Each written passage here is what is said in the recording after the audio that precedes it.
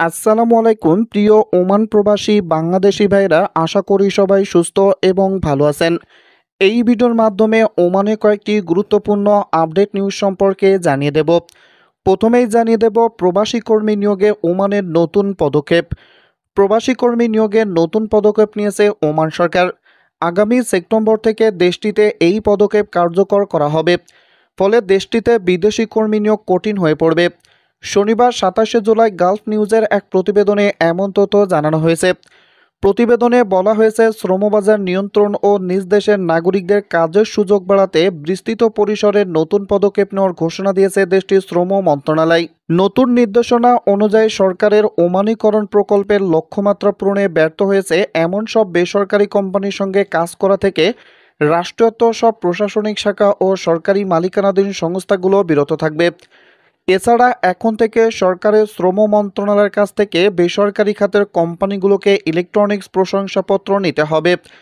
এই প্রক্রিয়ার মাধ্যমে কাজের মান ও ওমানীকরণের কোটার সঙ্গে তাদের সম্মতি বিষয়টি যাচাই বাছাই করা হবে। সৌদি আরবের মতো এই দেশটির নিজের দেশের নাগরিকদের কর্মসংস্থান বৃদ্ধির লক্ষ্যে ওমানীকরণ প্রকল্প হাতে নিয়েছে। প্রতিবেদনে আরও বলা হয়েছে, নিজেদের নাগরিকদের কর্মসংস্থানকে অগ্রাধিকার দেওয়ার জন্য শ্রম মন্ত্রণালয় 30টিরও বেশি নতুন পেশা যুক্ত করেছে। এই সব পেশা কেবলমাত্র নিজ দেশের নাগরিকদের জন্য সংরক্ষিত থাকবে। দেশটির সরকার জানিয়েছে, স্থানীয় কর্মীদের জন্য আরও বেশি চাকরি সুযোগ তৈরির জন্য এমন পদক্ষেপ নেওয়া হয়েছে। এদিকে ওমানে ভয়ঙ্কর প্রতারণার ফাঁদ, রয়্যাল ওমান পুলিশের সতর্কবার্তা। ওমানে ভয়ঙ্কর প্রতারণা নিয়ে প্রবাসী ও নাগরিকদের সতর্ক করেছে রয়্যাল ওমান পুলিশ আরোপি। সামাজিক যোগাযোগ মাধ্যমে সহজে লোন পাওয়ার আশ্বাস দিয়ে ফিশিং লিঙ্ক ছড়িয়ে ফাঁদ পাতা হচ্ছে, যেখানে নিজের ব্যাংক ও ব্যক্তিগত তথ্য দিয়ে সর্বত্র হারাচ্ছে অনেকেই। তাই যে কোনো সন্দেহজনক লিঙ্কে ক্লিক করার আগে সবাইকে যাচাই করার পরামর্শ দিয়েছেন সেন্ট্রাল ব্যাংক অব ওমান ও রয়্যাল ওমান পুলিশ আরোপি। এক বিবৃতিতে পুলিশ বলছে, প্রতারণাকারক সাধারণত কেন্দ্র ব্যাংকের নামে বিভিন্ন নথিপত্র তৈরি করে তা ফেসবুক, হোয়াটসঅ্যাপ, ইনস্টাগ্রাম সহ অন্যান্য সোশ্যাল মিডিয়ায় ছড়িয়ে দেয়, যেখানে অতি সহজেই বড় অঙ্কের লোন পাওয়ার অফার দেখে তথ্য চাওয়া হয়। একবার জিজ্ঞাসিত তথ্য দিয়ে দিলেই প্রতারক চক্র সেই তথ্য ব্যবহার করে সংশ্লিষ্ট ব্যাংক অ্যাকাউন্ট থেকে অর্থ হাতে নেয়। সর্বশেষ এই সকল বিষয় সকলকে সাবধান থাকতে বলা হয়েছে। এমনকি এই ফাঁদে ওমানি নাগরিক থেকে শুরু করে ওমানের প্রবাসীদেরকেও বিভিন্ন ধরনের ফাঁদ পাতা হচ্ছে বলেও রয়্যাল ওমান পুলিশের পক্ষ থেকে জানানো হয়েছে। এদিকে ওমানের কাজের ভিসা আবারও পুনরায় বাংলাদেশিদের জন্য কবে নাগাদ চালু করা হবে এই বিষয় সম্পর্কে রয়্যাল ওমান পুলিশ আরোপি এবং ওমান শ্রম মন্ত্রণালয় থেকে যৌথ বিবৃতি জারি করা হয়েছে। এমনকি বাংলাদেশে ঢাকায় অবস্থিত ওমান দূতাবাস থেকেও নতুন বিবৃতি জারি করা হয়েছে। রয়্যাল ওমান পুলিশ আরোপি এবং ওমান শ্রম মন্ত্রণালয় থেকে যৌথ বিবৃতি দিয়ে জানিয়ে দেওয়া হয়েছে, বর্তমানে ওমান সরকার যে সকল দেশের জন্য কাজের ভিসা স্থগিত করে রেখেছে, আপাতত ওই সকল দেশের জন্য কাজের ভিসা উন্মুক্ত করা হচ্ছে না। এখনই পরবর্তী নির্দেশনা না দেওয়া পর্যন্ত যে সকল দেশের জন্য ওমানের কাজের ভিসা বন্ধ রাখা হয়েছে, ওই সকল দেশের কাজের ভিসা বন্ধ রাখা হবে। যদি কোনো দেশের কাজের ভিসা চালু করা হয়, তাহলে ওই দেশের পররাষ্ট্র মন্ত্রণালয় এবং প্রবাসী কল্যাণ মন্ত্রণালয়ের সঙ্গে বৈঠক করার পরেই সুনির্দিষ্ট তথ্য জানা যাবে বলেও রয়্যাল ওমান পুলিশ আরোপি এবং ওমান শ্রম মন্ত্রণালয়ের বরাত দিয়ে জানানো হয়েছে।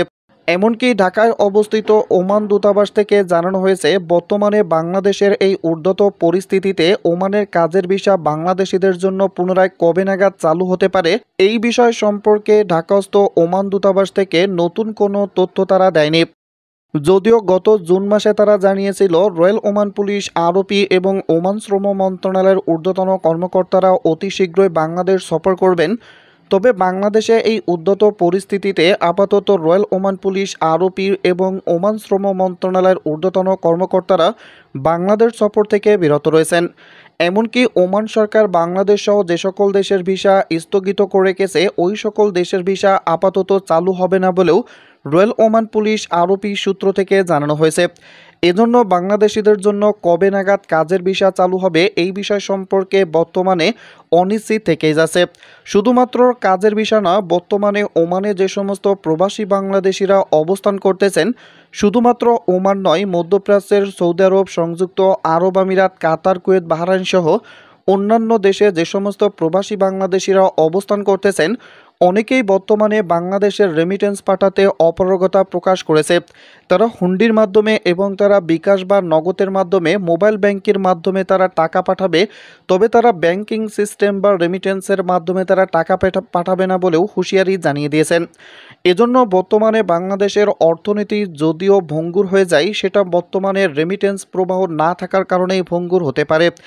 এমনকি বর্তমানে সংযুক্ত আরব আমিরাত, ওমান সহ আরও কয়েকটি মধ্যপ্রাচ্যের দেশে বাংলাদেশিদের জন্য সরাসরি কাজের ভিসা বন্ধ থাকার দরুন অনেকেই কিন্তু বর্তমানে অসুবিধার মধ্যে পড়েছেন এবং বাংলাদেশের অর্থনীতি অনেকটাই নিম্নগামী হচ্ছে, এমনটি জানিয়েছেন বিশ্লেষকগণ।